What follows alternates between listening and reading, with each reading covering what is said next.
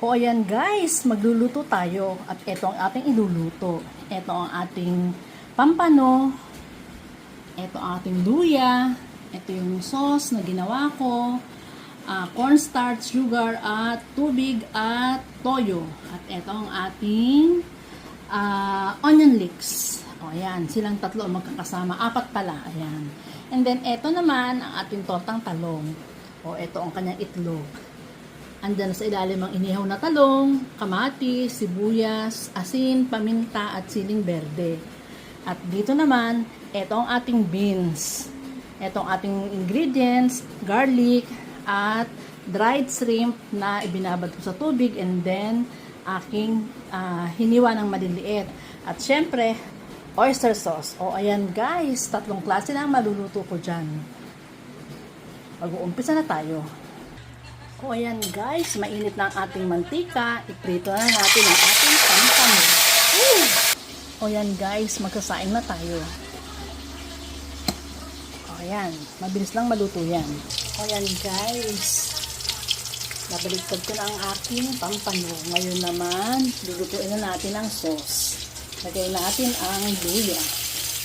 O ayan guys, nagluluto tayo habang nanonood sa live ni Sisi Loves Laura Del Dar.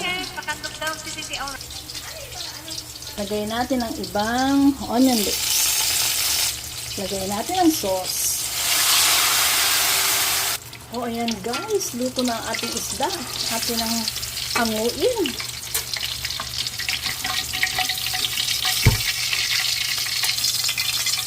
O ayan, ngayon ilalagay natin dito sa ating sauce.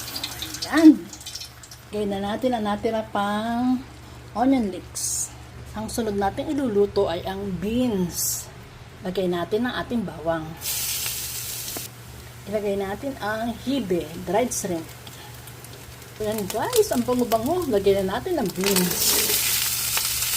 Lagyan natin ang oyster sauce.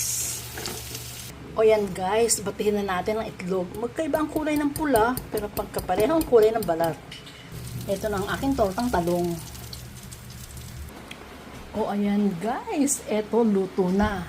Ito ang ating pampano in red sauce. Ito ang ating beans na may garlic at dry shrimp. At ito naman ang ating tortang talong. Tampadami lang yan.